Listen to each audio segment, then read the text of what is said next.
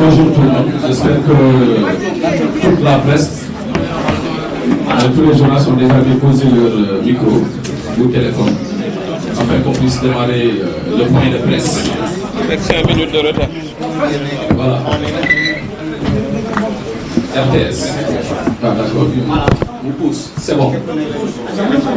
Ah.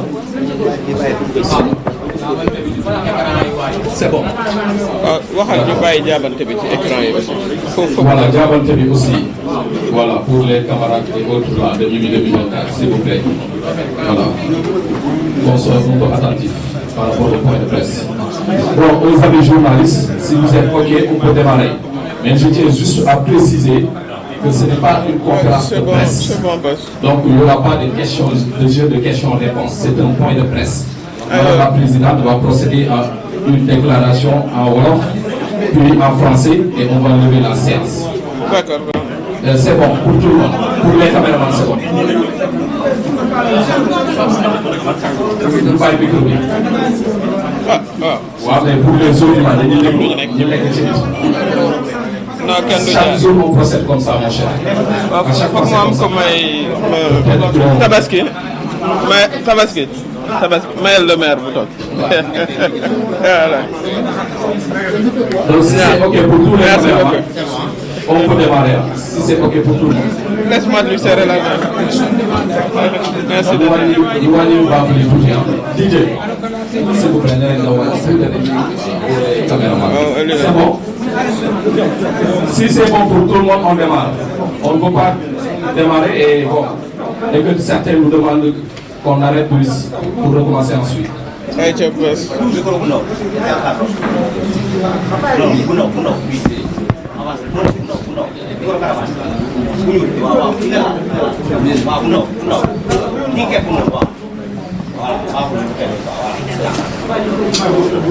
C'est OK pour tout le monde. Madame la Présidente, vous avez la parole. Jërëjëf Bassirou Dieng maa ngi nuyu journaliste yëpp ak suma responsable yi nga xam ne ñoom daat fii ak gan yi point de presse bi ñoom ñëpp maa ngi leen di nuyu bu baax a baax damay jiital nag ci ziyaare sunu mbokk Sénégal yi ak sunu kilifa diine yi ci gàmmu gi nga xam ne moom la ñu newoon biig di ziyaare toute la communauté musulmane di ñaan yàlla defal jàmm sunu président de la république premier ministre am ak ministre am yi ak DG yeeg ñi nga xam ne ñëpp ñoo jiite gouvernement bi fi ñu toll yàlla leeral seen xel wala surtout yàlla def jàmm ci Sénégal yàlla saxal sunu démocratie ba fa nga xam ne fa la ñu jëm ci ñaari weer yi nga xam ne moom la ñu digmal muy élection législative ñu teewee ko ñun ñëpp ci jàmm ak ci salaam. ñaareel bi mooy vraiment massawu sunu mbokk yi nga xam ne ñoo ne Mbuur ci xale yooyu nga xam ne ñu ci bëri ba tey gisaguñ leen ñu réer ci géej gi di am yaakaar nga xëy ne danañ leen gis waaye di jaale ñi nga xam ne jot nañoo gis ñoom seeni koor def naa ma nga toll ci 39 te di massawu seeni wayjur di wax nag suñu jeunes yi nga xam ne ñoo ne bii Sénégal ne ñoom seen destin du dem di dee ci géej gi déedéet muy ñi nga xam ne ñoo jiite réew mi ba ci ñun ñi nga xam ne ñoo leen jur doon seen yaay li ñu am ci ñoom ci yaakaar mooy ñu des fii ak ñun Sénégal ñu ànd liggéey Sénégal surtout bu fekkee ne yàlla wàcce na fi ay xéewal yu mel ni pétrole ak gaz tey la yaakaar war a gën a sax ci sunu jeunesse bi. ñu wax ak aussi waajur yi ak sama mbokk jigéen ñi tiire tontine di ko jox sa doom pour mu dem géej loolu war naa jeex war naa dakk borom kër bu jaay terrain pour sa doom dem géej loolu it war naa dakk li nga xam ne mooy responsabilité bi te ñu bokk ko ñun ñëpp mooy jox courage suñu jeunesse bi jox leen optimisme ba nga xam ne bii li taxoon ñoom ñëpp ñu mobilisé wu le 24 mars ba fal président Bassirou Diomaye Faye yaakaar ci nguur gi changement dinañu toog fii ci réew mi ànd ak ñun liggéey ba nga xam ne bii métit bi nga xam ne gis nañ ko ci fan yii ca Mbuur dootul amati. li nga xam ne nag moo tax tey ma organiser point de presse bi mooy surtout pour waxtaan ak sunu mbokki Sénégal yi sunu mbokku Sénégal yi ci li nga xam ne bii sunu gouvernement bi jël na ko ci ay décision président Bassirou Diomaye Faye jël ko te nag ñuy dégg ci opposition bu bees bi ay manipulation yoo xam ne yii bëgg nañoo lëndëmal xelu Sénégal yi te loolu kenn mënu koo nangu te liñ ci xam nag mooy président Macky Sall ma nga xam ne moo ne xaw ma sax fan la nekk moom mooy li tubaab naan tirer les ficelles maanaam moo leen di jëfloo donte ba muy tukki ab yëngal loxo ca avion ba le Sénégal loolu wax yi nga xam ne dégg nañu ko loolu duñu ko bàyyi ndax lañu cay wut ñoom mooy jéem a nax sénégalais yi waaye kuy jéem a nax sénégalais yi sa bopp rek ngay nax ndax peuple bu mature lañu peuple bu mën a xàmmee liy yoon ak li nga xam ne moom ay manipulation la. damay d'abord féliciter président Bassirou Diomaye Faye ci li nga xam ne def na ko tubaab tuddee ko œuvre de salubrité publique maanaam sant ko ci li nga xam ne tase na assemblée nationale bi nga xam ne naqaru ñëpp la woon ndax assemblée bi moom mën nañ toog fii di ko wax ba suba l'assemblée du déshonneur ndax gis nañ la fa xewoon ay xaxara ki xaste ki wax ju ñaaw lu ne gis nañ ko metti la nag xaste yi ak wax yu ñaaw yi jigéen ñi dañ ko sasoon kooku du ma metti la melunu ni dañu gis assemblée nationale mukk ndax bu ñu yeewoo suba ba ngoon ñu ngi fas seen sër yi di def jom ci kër yi di yar xale yi tey boo xoolee ci njàng mi muy 6e ba terminal li ci ëpp ay jigéen ñooy réussir 6e nag ba terminal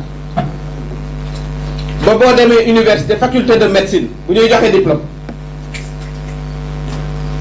jigéen ñi duñ des ginnaaw bu yàggul rek dégg ngeen ñu ne concours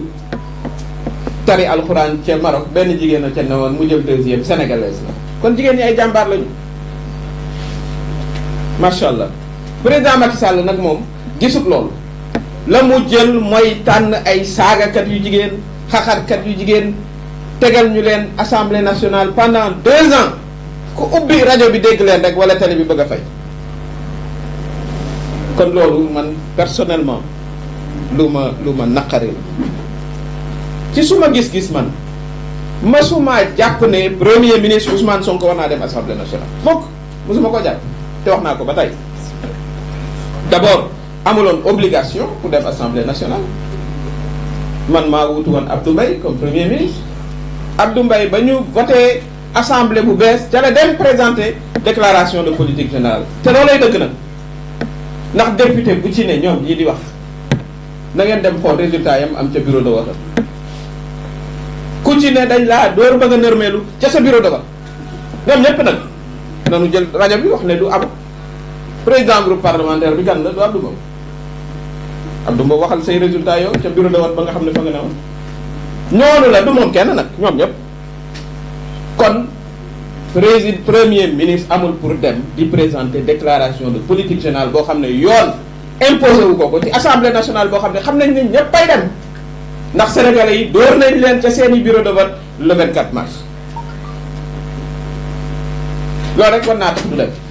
waaye la war a tax pour man du dem parce que loolu yoon imposé wu ko kon foofu amul fenn fu mu jalgatee yoon bu mu ne dew ma te foofu la ko waroon commencé ne dew ma changer leen règlement intérieur parce que loolu waroon a am ndaxte dañu jalgati woon règlement intérieur waaye lu ngeen mën a def it damay xaar ba seeni morom yoo xam ne dañ leen fal ci anam yu set wecc bu boobaa bu ñoo def présentation de politique générale. pour man looloo doon sama position te looloo war a am te looloo nar a am incha allah waaye assemblée nationale boo xam ne dafa jalgati yoon ci 2 ans yi def ci yoo xam ne yii ba ma cay njëkkee mooy report des élections dañoo toog wote Sénégalais yi génn manifestation ñeenti doomu aadama de ñoom am nañ ci responsabilité morale loolu it war naa tax kenn du dem di janoog ñoom premier ministre bi du dem di janoog ñoom di def déclaration de politique générale. Groupe parlementaire Benno Bokk Yaakaar ñoom ma xam leen bu baax a baax mais ñoo fi nekkoon di 3e mandat ba ñu indi fi front F24 ba am ay manifestation ñoom ñoo majoritaire foofu ñooñu mérité wuñu premier ministre di dem di présenter sa déclaration de politique générale. ba ca topp nag ay nuyu Boubacar Seye mi toog sama ginnaaw doon président association des victimes de la répression ñu wote fa na loi boo xam ne bii nag mooy la loi d'amnistie pour ñu noppi ci ñi nga xam ne ñoo boom suñuy doom. ñetti raison yooyu war naa mën a tax président ba nga xam ne président Bassirou Diomaye Faye war a tas assemblée tasat waaye nag ba di def déclaration de politique générale. loolu pour man lu leer a leer la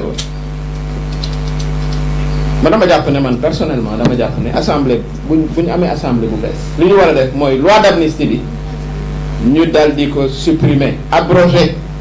bu ko defee ñi nga xam ne ñii ñoo rey boom torturé tëj ñu ñëw toog faire face à leur responsabilité kaw nag ba ci suuf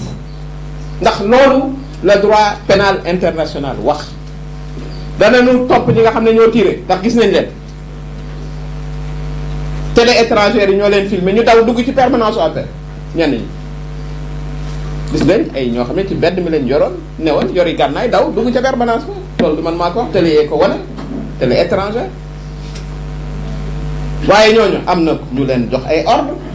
ña joxe ordre am nañu patron ñoom seen bopp. kon droit pénal international li mu wax mooy chaîne de responsabilité moom la ñuy topp képp ku ci am responsabilité nga ñëw teel répondre de tes actes. kooku nag man suma position personnelle parce que nag militant des droits humains la ca ba may ndaw ba léegi ñu war a xam aussi ne assemblée nationale bii nga xam ne président Bassirou Diomaye Faye ñu du ñu noppi di ko sant ci ni mu ñu noppalee débarrassé ñu ci liñ doon gis ci télé yi. assemblée boobu nag nañu fàttali suñu mbokk yi bu baax ne ministre des finances bi mu ñëwee ne dafay indi projet de budget ñu tuddee ko loi d'orientation budgétaire mooy ministre des finances day seet kopparu Sénégal war a waxtaan ak député yi ci ñaata lay def ci éducation ñaata lay def ci santé ñaata lay jox voilà liggéeykat yi ñaata lay def ci mbay ñaata lay def ci napp gi ñaata lay def ci industrie ci élèves yi ci étudiants yi maanaam daal mooy dépense su Sénégal jàppaleen rek ne benn borom kër bu yor dépense war a ñëw ñu ne ko doo fi waxe tëj assemblée nationale loolu la assemblée bii nga xam ne moom la ñu fi jële moom la def li mu wund mooy ñoom ay soxlay sénégalais yi du looloo leen intéressé la leen intéressé mooy politique politicienne ndax bu fekkee ne sénégalais yi rek la tax a jóg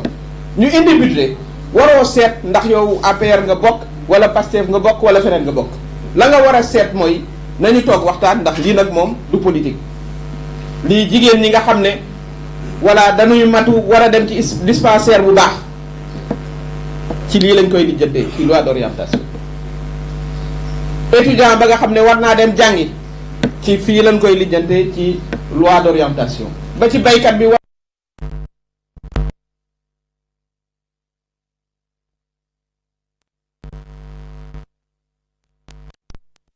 ci loi d'orientation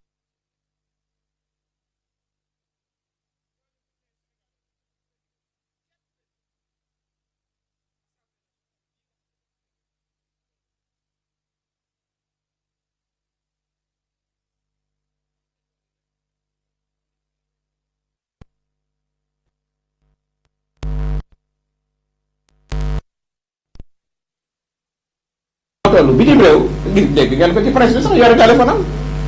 te daf na ñëw dafa war a ñëw am na droit def politique waaye na teg la kat tubaab ya def ndax tubaab ya lay liggéeyal loolu it danañ wax ak tubaab bi bu baax a baax soit day def politique bàyyi seen poste loolu sax man mosuma ko gis ab président africain boo xam ne ëlbatiku nga dem di liggéeyal ab président tubaab ak ñun fi ñu jaar ak tubaab yi fi Sénégal jaar ak tubaab yi fii suñu chef de l'unité yeeg suñu jeunesse beeg suñu ouvrier de Thiès yeeg nangam suñu président jiite ñu ëlbatiku teg ndomb tànk li ñu dindi ko ndax dafa pare donte bëggoon naa continuer ëlbatiku dem nekk employé wu président wu tubaab ku ko waxul it naqari na la kon ñoom la ñu def ci assemblée nationale ba nga xam ne dañu fa am seen majorité artificielle mooy li ma wax ñoom ñëpp dañ leen a dóor ci seen i bureau de vote ñu dal di convoqué premier ministre Ousmane Sonko le 11 septembre li tax may expliquer lii dafa baax ndax lu ne dégg nañu ko fi ndax bëgg a yàq ay diggante boo fekkee mu am boo dee jullit da nga ciy wax lu baax wala nga génn ci ndax donc c'est important ñuy wax ak sénégalais yi li xew le 11 septembre ñu ne yoo yaay dañuy daane gouvernement bi xam nga dégg naa ne wax naa leen sànq ne dañu ne loi d'orientation budgétaire maanaam waxtaanee na nu nar a liggéeyee Sénégal ak koppar yi fu ñu koy yóbbu pour année bii ñëw ñu ne du fi amee waaye pare wuñ ca loolu de ñu ne dañuy daane gouvernement Sénégal motion de censure def ko nag ci anam bu illégal ñu dégg ci nag kenn xamul ñoom am na ku ca ne ca ñoom mais séance su fiiriir lañ koy def fiiriir xam daan fiiriir a jël ca bu njëkk ba ku ko waxoon ca pénc dañ lay génne dëkk ba xam ngeen li ma wax naan nit bu ñëwee danañu ko dongate fiiriir ko boo ko waxoon ca bu njëkk ñu génne la dëkk ba foofa yépp dootoo fa ay say bagage ngay jëndal waaw loolu la ñuy doy assemblée nationale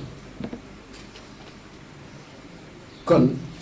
ka doon wax loolu moom wax dëgg yàlla wane na extrême médiocrité de l'Assemblée nationale te ci choix wu président Macky Sall dañ fàttaliku ne mu ñëwee am ko ñu dindi ko jigéen pour indi ko loolu ci li gën a metti soxna yi Sénégal ci la bokk ndax meluñu noonu jegewuñu noonu mel noonu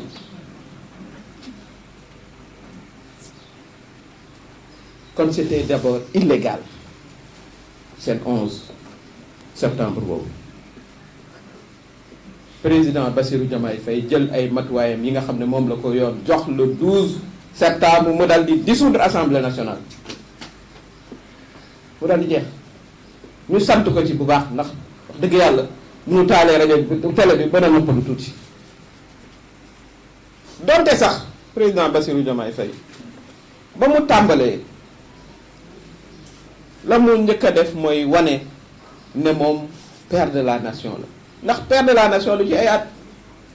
ci suffrage yu sénégalais yi nga koy doone sénégalais yu fal ko mu war a tëddee njaaxanaay war a jox ku ne cër ku ne respect ñépp nangul kooku nag ca la jëlee muy président bi nga xam ne mooy HCCT présidente la wala président conseil économique social et environnemental ne du leen laal ba ci xam naa sax ñun ñii ci ay partisans duñu comprendre mu ne du ma ko def parce que ay kilifa lañu war nañ fee mën a toog ba ñu dem assemblée nationale ba am assemblée nationale bu bees comme sunu projet mooy tas ñaari institution yi man du ma kuy toroxal doomu aadama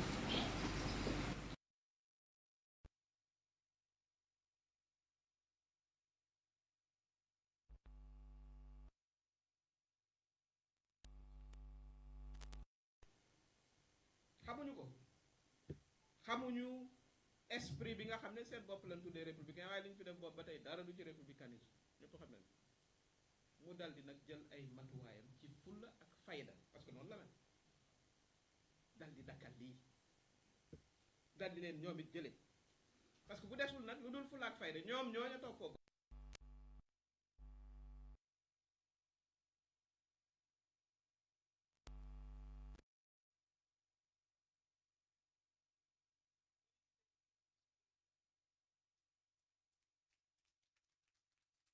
wane woon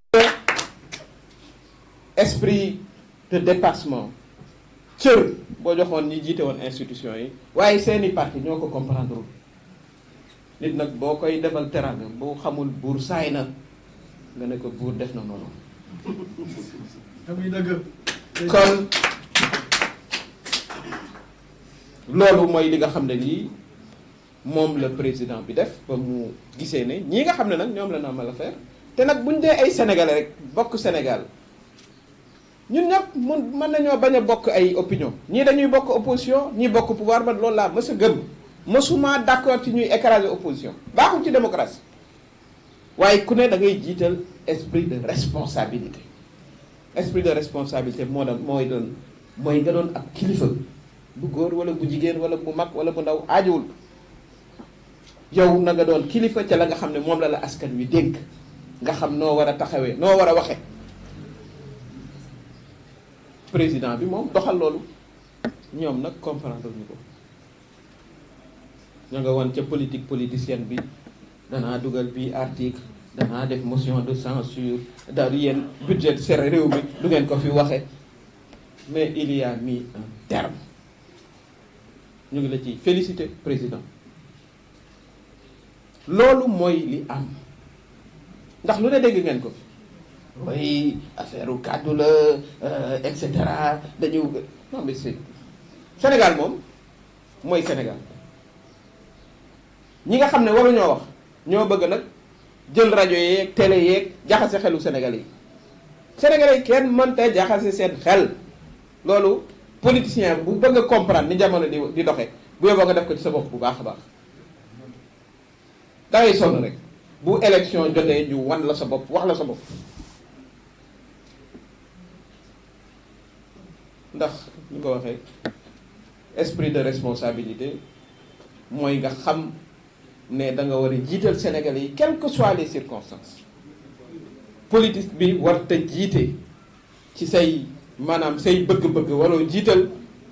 sa intérêt politique la nga war a jiital mooy réew mi moom la président Bassirou Diomaye Faye def bi mu ñëwee mënoon naa voilà dindi ñaari président institution yi fal ñu ànd ak moom lu mu gàtt-gàtt voilà da nga dese titre président ba ñu ànd président mënoon na koo def voilà nga fayeeku pendant 4 mois ou 6 mois salaire ba loolu it teraanga la sans compter nag seen cabinet yu rëy yi ñu yor rëy conseil yu dul jeex voilà et cetera waaye mu ne mën naa muñ loolu ndax ay kilifa lañu te war nañoo mën a jëflante nag pour intérêt Sénégal ba assemblée nationale bu bees ñëw defuñu loolu de ñoom gisuñu waxoon naa fii ci conférence de presse ne erreur ba ñu def muy président Bassirou Diomaye Faye ak premier ministre ba Ousmane Sonko mooy ñu jàpp nag ne président Macky Sall moom teraanga la ñu war a mën a séq ak moom ndax ancien président la moom du ko jàppee noonu de du ko jàppee noonu parce que ñoom xamuñu loolu en contrepartie dañuy yónni seeni député ay soxna di wax yu ñaaw yoo xam ne wi jigéenu Sénégal yépp dañ ci am gàcc dañ ci am ket moom Macky Sall moo ne fa mu ne diggante France la ak am fu mu ne nee nañ voilà di téléphoné ñun ñëpp ñu dégg ko ne ci téléphone bi waaw téléphone président Ablaye Wade ba muy dem def na ñetti fan defe naa ne di def consultation ak base bi di leen remercier di leen ñaanal yéen waa APR Macky Sall coup de téléphone ba mu demee ba toog ba jëm ci ay élection mu leen di woo li bu leen di wax àggul ci xolam xam ngeen ko sax kon teranga malheureusement comme ay voilà ne woon xam naa leen bu baax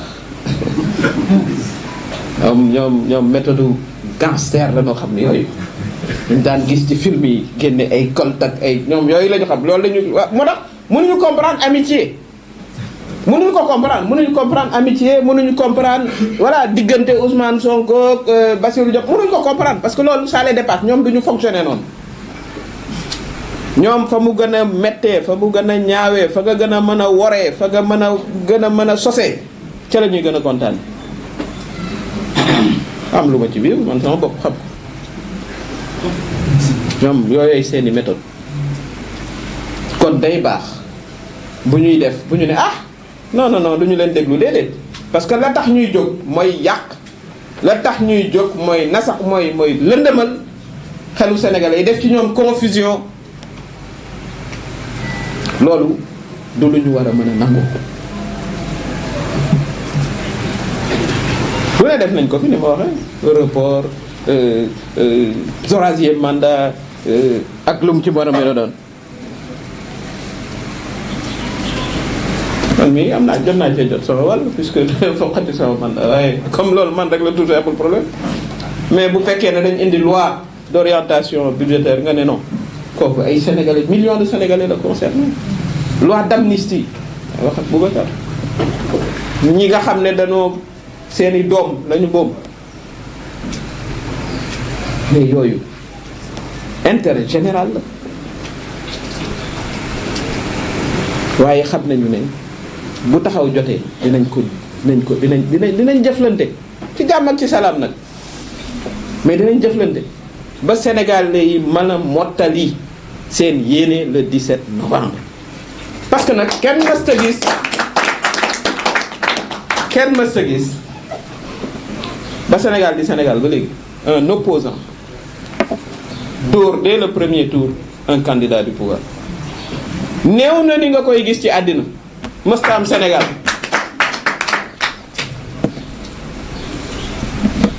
loolu nag dina doon loo xam ne lii dinañ ci am taxawaay matuwaay moo tax may woo parce que conférence Mimi 2024 comme responsable politique di ci woo tous les responsables tous les militants Mimi 2024 de la grande coalition Diomaye ñu am taxawaay bi wàcc wax ak sénégalais yi bañ a nangu intoxication bi nga xam ne du dem fenn sax waaye saay waxul dëgg waaye yàq nag xel moo tax lu mu wax rek dindil ba mu set teg na la expliquer sénégalais yi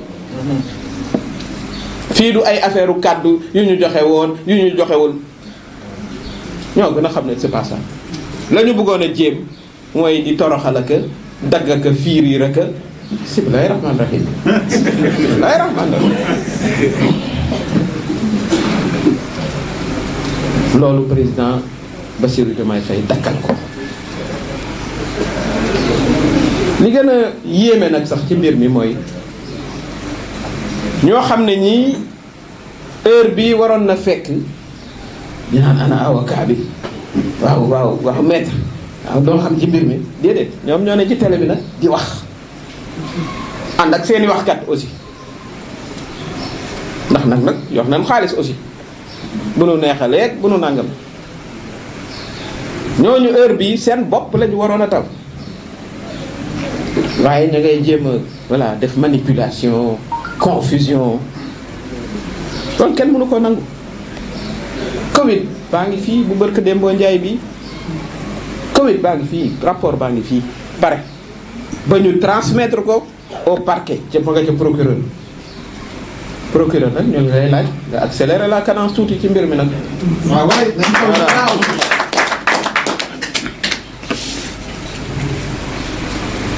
fii nag bu fi kenn ñëw naan dañuy persécution chasse aux sorcières chasse aux addu kalpe c'est différent chasse aux addu kalpe ak chasse aux sorcières du benn ça il faut aussi qu'on soit clair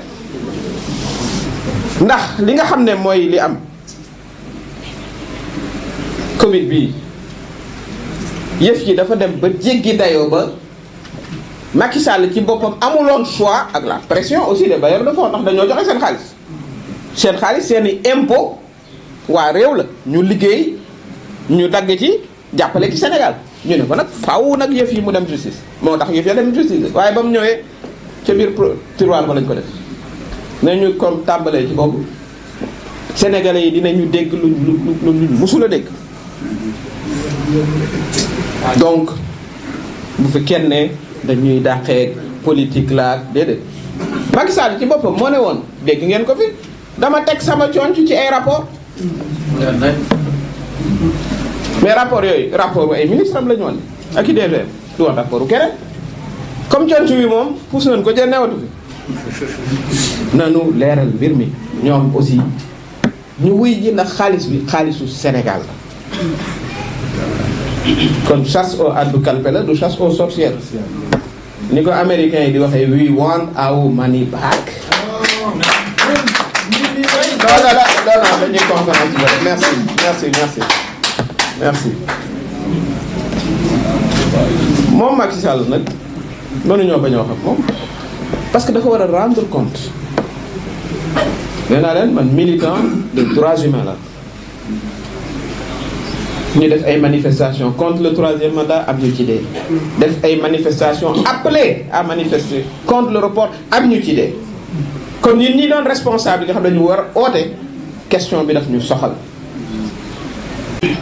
ñi nga xam ne dañu leen tooñ violer seeni loi ñii ñu boom leen mais dañu leen a war a jox la justice ils ont droit à la justice nañu war a indemniser ñu indemniser leen parce que nag mënuloo réconcilier te amoo justice te mënoo am jàmm ju sax te amoo justice il naan no justice no peace muy dëgg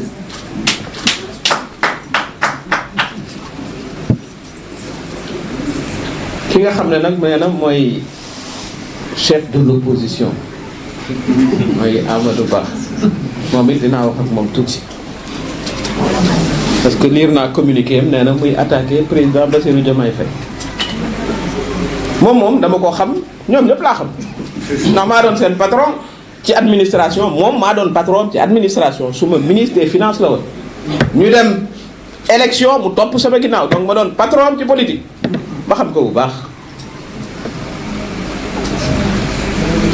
moom na fàttaliku ne pendant des années moo doon ministre en charge de nos finances publiques daf ko fàtte nee na partem xawma mouvement am nouvelle responsabilité la tudd n'est-ce pas ancienne responsabilité yi lañ wax nga wax ci les anciennes responsabilités na nga ñëw nga wax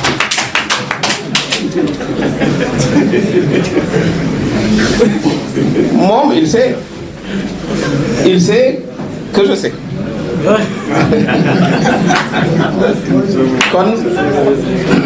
loolu lu ñu ci développé danañu ci yegg si ndax il est quand même responsable de beaucoup de choses quand il était ministre des finances xam na loolu kon yow jekkoo pour di attaquer qui que ce soit Amadou xam nga ko bu baax a baax jàll naa nag ci alal ju bari ji nga xam ne moom lañ ne moom nga yor te mosoo ko li si ndax ak fonctionnaire nga woon maa la mës ci ëppi salaire fukki yoon man faa fay lii nga yor de di ko dépensé moom xalaatuma ko géntuma ko sax ne mën naa ko loolu sax jëlal na kon li nga xam ne mooy li waral mooy ancienne responsabilité yooyu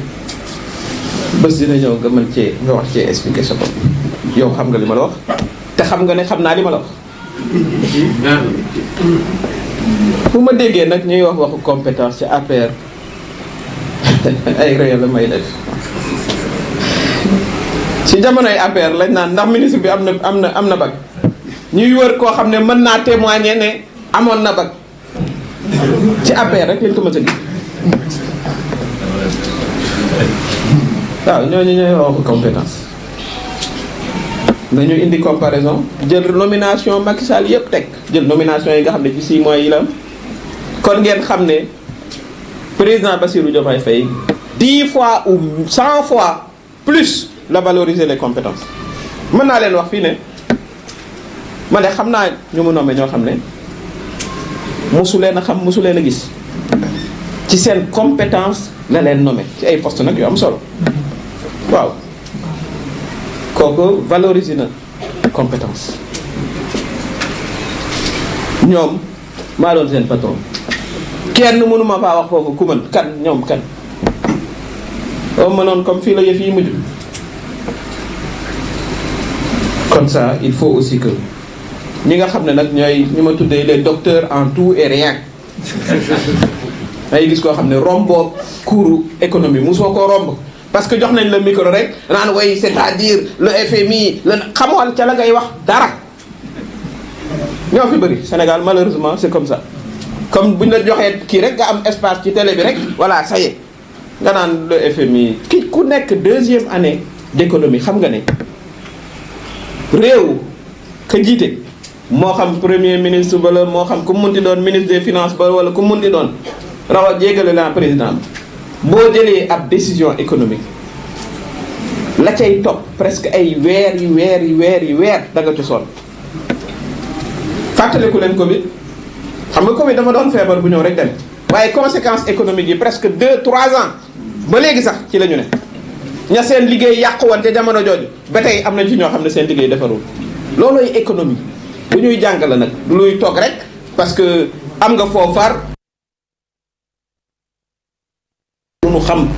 économie man xam naa et puis ñi fi nekk ñëpp xam nañ ne buñ ne rapport u FMI du gouvernement bii la ñuy wax dafa fi sii moom ba noppi nag sax lay dëgg te man ma gëm ko mais FMI mais la muy wax du doon ndoxu zam-zam bu ñu war a naan guux ay partenaires rek la ñu am ay partenaires lañu comme les autres les décisions économiques mais suñu gouvernement yi ñoo ko war a ñoo koy jël ñun ñoo koy jël suñu régime ñoo koy jël dañuy d'accord ci yenn yi bañ a d'accord ci yenn yi ba noppi nag am yeneen i partenaires yoo naan FMI alors d'abord il s'adressait pas à ce gouvernement c'est évident parce que mesures yeen jëloon ba conséquences yu ñu ne ci booba xaaju ñoo nekk ci régime ba noppi nag sax ñoom seen parole bu dul ndoxu zam-zam bu ñuy guux di naan kooku suñu responsabilité suñu souveraineté ñun suñu bopp bés bu ñuy ku ñuy jëflanteel nag ak koo mënti doon loolu mooy jiitu kon bu fekkee ne da ngaa bëgg a politique rek di opposant voilà mais tubaab mooy lan parce que pas parce que ay tubaab la ñu qu'ils ont toujours raison parce que voilà demewul noonu kon li nga xam ne mooy li war a am te ñu xam ko président Macky Sall toppatoowul woon koom-koomu Sénégal pendant des mois 2 années yi ci mujj du looloo ko intéressé woon décision bu mu jël économique moo doon xool ndax lii war naa mën a tax 3e mandat bi yomb ay dépenses yoo xam ne yi amuloon benn productivité ba noppi sax loolu sax topp ko woon parce que ba ko woon ci dàqe opposition tëj diw andi diw reporter élection ca loolu la ne woon kon c'est pas étonnant que ñu ne ci situation bi parce que topp musul toppatoo koom-koom bi xaalis ba nga xam ne sax defoon nañ ko plus de 1000 milliards pour ñi nga xam ne seen liggéey yàqu na ci koom-koom ci Covid bi ñu def ci 1000 milliards fan leen ni 1000 milliards toll presque 1/4 du budget national mais gis ngeen fan mujjee gis ngeen fan la mujjee ci ay audit yu dul jeex ay scandale yu dul jeex kon loolu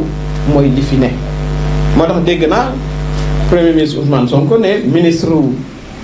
finance dina def le point sur la situation économique mais jot na nag na ko def sénégalais yi dégg lu ñu musul a dégg ca la ñuy jommee ñun ñëpp nag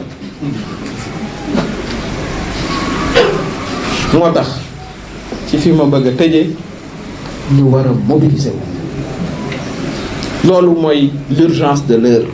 nee naa saay-saay waxul dëgg waaye yàq nam xel lu nu teg ci lu dul lu amul ñu teggi ko ba mu set teg na le parce que amul lay dëgg wax ak sénégalais yi wax ak ndaw ñi wax ak mag ñi am na ci loo xam ne lii nag du président Bassirou Diomaye Faye moo koy réglé moom président de la République la il est suffisamment occupé waaye ñun ñii politiciens yi te ñu xamante bu baax nag maa ngi ñoom bu baax a baax ak ñi fi ne xam nañu waa Pastef bu baax ñoom xam nañu waa coalition Diomaye président bu baax xam nañu loolu donc loolu mooy li war a am ñu mobiliser wu wax ak vraiment nos concitoyens wax leen ne yaakaar am na am solo parce que ñoom au fond li ñuy wut mooy démoraliser les Sénégalais loolu la ñuy wut li ñuy wut te xam na ne mënu ko muy Macky Sall mooy déstabiliser le président déstabiliser les Sénégalais comme ça xale yi dañu gën a mën a dem géej ñu naan gis ngeen ñoom mënuñu li am ci expertise masta am ci gouvernement wu Macky manko tey yàlla may nañu ñu am des ressources muy le pétrole et le gaz mooy li ma wax ca jët ba ma commencé xale yi nanu xam ne tey la yaakaar gën a am ci réew mi d'autant plus que nee nañu càcc gi day jeex non seulement càcc gi day jeex mais ña sàccoon alal réew mi danañ ko delloosi kon mën nañu am yaakaar ne il y aura plus de ressources pour le développement kon loolu mooy li nga xam ne moom la ñu waxtaan war a waxtaan ak sunu mbokk sénégalais yi ba ñu jox une très large majorité à notre coalition bu ñu toog rek nag naan gagné woon nañ 54% dinañ def plus déedéet victoire da nga koy liggéey au quotidien wàcc waxtaan ak sénégalais yi wax leen li nga xam ne mooy le projet pour un Sénégal souverain juste et prospère sénégalais yi jot cee am yaakaar loolu am na solo ba nga xam ne bii nit ñi dinañu comprendre bu baax ne bu nu amee assemblée nationale bu bees tàq bu bokkul ak lii ñu gis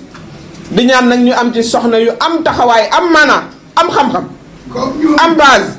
ñoo xam ne ñii ñoo fay ne ak i góor borom kër yu responsable ay jeunes yu responsable ay travailleurs yu responsable yoo xam ne ñoo fay nekk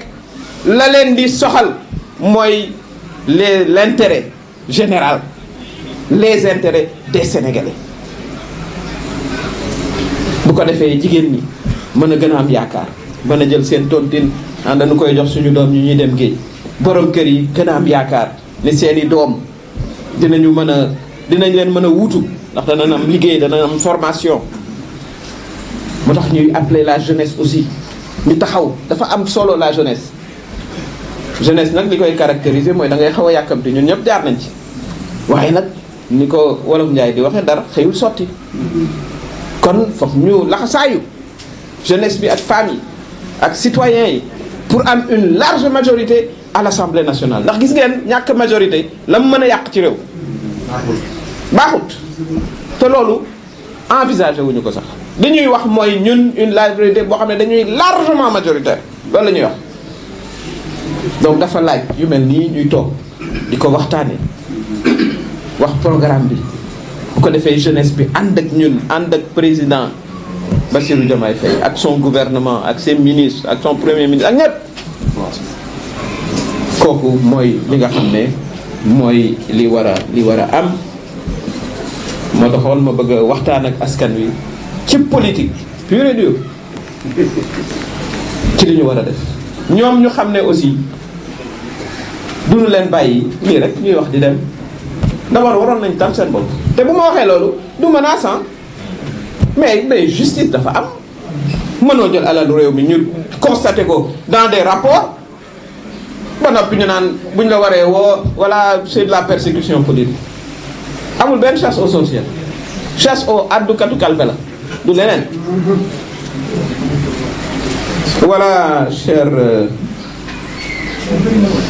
compatriotes, le message que je voulais vous adresser, en commençant par adresser mes vœux à l'occasion du Mawlud qui célèbre la naissance de notre prophète, paix et salut sur lui. Que Dieu nous accorde paix, santé et prospérité à nos dirigeants, à notre président, à tout le monde, ainsi qu'aux autres vivants parmi nous. Je voudrais aussi m'incliner devant la mémoire des jeunes disparus en mer et faire un appel à cette jeunesse, à leurs parents, pour leur dire que le destin de nos jeunes, ce n'est pas de mourir en mer, mais c'est plutôt de travailler avec nous. notamment dans la perspective des ressources nouvelles que sont le pétrole et le gaz. Plus que jamais, notre jeunesse doit être optimiste et rester au Sénégal pour développer notre pays. L'objet de ce point de presse, c'est d'éclairer l'opinion sur les différents actes posés par notre régime pour faire barrage, évidemment, aux tentatives de manipulation de l'opinion, ce qui est le jeu favori de l'opposition et de Macky Sall qui pense pouvoir tirer les ficelles depuis là où il se trouve. Tout d'abord, je félicite le président Bassirou Diomaye Faye pour avoir fait œuvre de salubrité publique en nous débarrassant de cette Assemblée nationale qui aura posé tellement d'actes de déshonneur entre les débats de caniveau, hélas souvent portés par les femmes, alors que les femmes sénégalaises se battent pour briller dans toutes les sphères de la société, de l'entrée en sixième à la terminale. Elles sont plus nombreuses à réussir, même à la faculté de médecine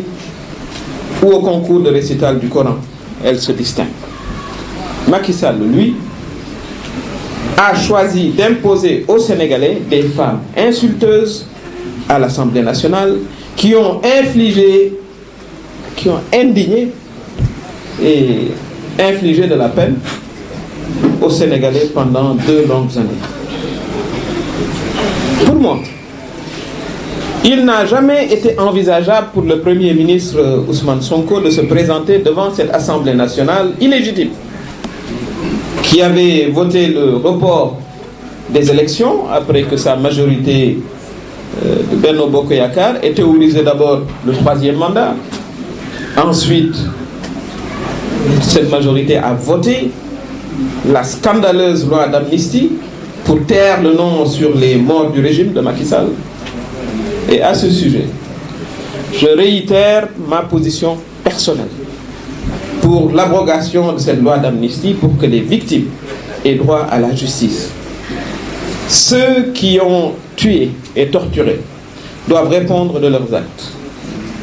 Tous, de haut en bas, comme le stipule le principe de responsabilité du droit pénal international. Il faut rappeler que c'est cette défunte Assemblée nationale qui a refusé le débat d'orientation budgétaire pour des raisons purement politiciennes. Le budget national, il faut le rappeler, c'est le moyen par excellence de l'État pour régler les problèmes des Sénégalais, c'est-à-dire l'économie, les questions économiques, l'éducation, la santé, les femmes, la jeunesse. C'est dire que cette Assemblée nationale avait très peu de considération pour la vie au quotidien des Sénégalais. En violant allègrement la loi, l'Assemblée nationale, à travers la majorité mécanique de Benno Bokk Yakaar, a convoqué le Premier ministre Ousmane Sonko le 11 septembre dernier, sur instruction de Macky Sall, pour une séance de friture, comme l'a dit une députée de Benno Bokk Yakaar, qui à elle seule a symbolisé l'extrême médiocrité de cette Assemblée nationale. Le président Bassirou Diomaye Faye a su mettre fin à cette peine que nous infligeait cette Assemblée nationale. Le président Bassirou Diomaye Faye a adopté dès le départ la posture de chef de l'État, père de la nation, en laissant en place les 2 présidents du HCCT et du Conseil économique, social et environnemental nommés par Macky Sall. Il a voulu une coexistence pacifique dans la période de transition jusqu'au renouvellement de l'Assemblée nationale, mais son message n'a pas été entendu. Le président Bassirou Diomaye Faye, pour ce que j'en sais, reste respectueux de tous, mais exerce son autorité quand la civilité qu'il offre n'est pas comprise. Le président a constaté qu'il avait affaire à des gens irresponsables qui cherchaient à l'empêcher à tout prix de faire le travail pour lequel il a été élu en usant de subterfuges de politiciens, quitte à être dans l'illégalité. Le président Bassirou Diomaye Faye a alors utilisé la plénitude de ses prérogatives pour mettre un terme aux manœuvres politiques, seulement préoccupé à couper en rondelles et frire le Premier ministre. Voilà la vérité. Le reste n'est que tentative de manipulation qui ne passera pas. Le cas d'en face, géré courageusement par Macky Sall par téléphone depuis l'étranger, n'avait pas compris que le président Bassirou Diomaye Faye agissait en gentleman. Car eux, ils ne connaissent que les méthodes de gangstérisme. Et pourtant, toutes ces méthodes ont échoué. Le troisième mandat, le report des élections, la motion de censure, ils jouent au gros bras parce qu'ils avaient leur immunité parlementaire. Bientôt, vous ne les reconnaîtrez plus. Ils savent très bien que dans notre camp, il n'y a pas de peur. Si c'était le cas, le président Macky Sall serait toujours là. Des gens qui doivent rendre compte, après avoir pillé nos deniers publics, aujourd'hui veulent occuper la scène médiatique, ils veulent semer la confusion dans la tête des Sénégalais. C'est inacceptable. Ça ne peut pas être accepté. Le cas des fonds Covid est là parmi d'autres nombreux scandales et on demande au procureur de la République d'accélérer la cadence puisqu'on ne peut pas crier à la chasse aux sorcières. Le président Macky Sall lui-même avait dit qu'il a émis son coude sur les rapports. Vous l'avez tous entendu. Les rapports d'audit concernés ces ministres et ces directeurs généraux qui aujourd'hui sont dans l'opposition et veulent nous tympaniser en nous donnant d'ailleurs on ne sait quelle leçon de morale. Nous soutenons en tout cas fortement la dernière déclaration du président Bassirou Diomaye Faye réaffirmant son engagement et celui de son gouvernement pour la reddition des comptes. Comme disent les Américains, we want our money back. On veut récupérer notre argent, l'argent des Sénégalais. Le président Macky Sall, quant à lui, il doit rendre compte, ça c'est mon avis personnel.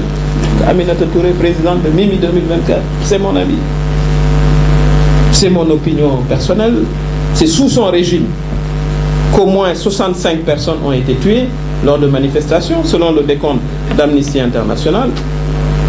D'autres ont été torturés, il y a des plaintes. Et des milliers de jeunes ont été également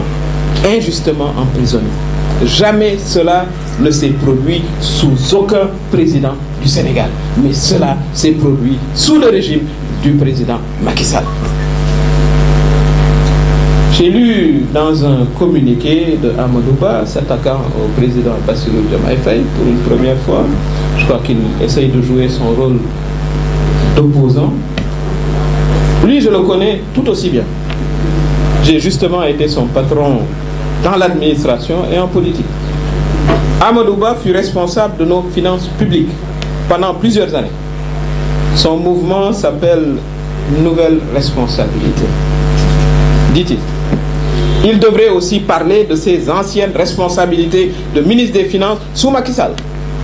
Au-delà de sa fortune personnelle, qui serait immense pour un simple fonctionnaire de l'État du Sénégal, il sait, et il le sait très bien, qu'il a des explications à fournir sur de nombreux dossiers financiers. Je n'en dirai pas plus, le temps nous édifiera. Quand j'entends l'APR parler de compétences, je ne peux m'empêcher de rire. Il faudrait faire une comparaison des profils nommés sous le régime de Macky Sall et les nominations actuelles. L'expertise et la compétence sont 100 fois plus valorisées en ce moment. Des compétences indépendantes, non politiques, sont appelées à servir. Et je peux vous dire que le président Bassirou Diomaye Faye a nommé des personnalités à des postes très importants sans les connaître personnellement, mais en se basant uniquement sur leurs compétences et leur expertise avérée. J'entends certains docteurs en tout qui n'ont jamais fait une seule heure de classe d'économie imputer le dernier rapport provisoire du FMI à notre régime. Ceux qui ont fait de l'économie comprennent ce que je veux dire. La théorie des cycles économiques s'apprend en deuxième année à la fac d'économie. Tout le monde, tous ceux qui ont appris l'économie le savent. Et toutes les décisions économiques ont leur effet sur une longue période. Tout le monde sait que Macky Sall ne s'occupait d'ailleurs plus d'économie, mais qu'il s'occupait uniquement de politique. toutes les décisions économiques qu'il prenait devaient uniquement servir le troisième mandat. Il a même voulu donner des salaires, rappelez-vous, des salaires à vie à d'anciens ministres. Vous vous rappelez, juste avant de partir? C'est le président Bassirou Diomaye Faye qui a annulé ce décret. Vous savez combien de ministres il y a au Sénégal? Et combien ça aurait coûté aux contribuables? C'est vous dire que l'économie ne l'intéressait plus. Donc il sera, à mon avis, important que le ministre en charge des Finances fasse l'état des lieux, car nous avons hérité de toutes ces mauvaises décisions de Macky Sall, et je suis sûr que les Sénégalais seront à ce moment-là très étonnés. Ceci étant dit, le FMI est un parmi nos partenaires, et je veux aussi préciser que les paroles du FMI ne sont pas de l'eau de Zamzam, hein, qu'il nous faut boire. Non, ce sont des partenaires. Les décisions économiques relèvent de la souveraineté de notre pays et de nos dirigeants. C'est nous qui développerons notre pays et personne d'autre à notre place, comme le stipule d'ailleurs le projet d'un Sénégal souverain, juste et prospère, validé par les Sénégalais déjà le 24 mars dernier. C'est pourquoi nous appelons les Sénégalais à parachever la victoire du 24 mars. Le travail n'est pas encore terminé, il faut l'achever. Ça c'est important qu'on le répète. Il faut l'achever, en wolof la formule mottali suñu yéene, ça veut dire parachever le travail que nous avons commencé et bien commencé le 24 mars en donnant le 17 novembre une large majorité à notre coalition. Je vous remercie. Ainsi se termine le point de presse animé Madame la Présidente Aminata Touré du mouvement pour l'intégrité, le mérite et l'indépendance. Nous vous remercions tous, chers journalistes, et vous souhaitons un bon retour. Merci.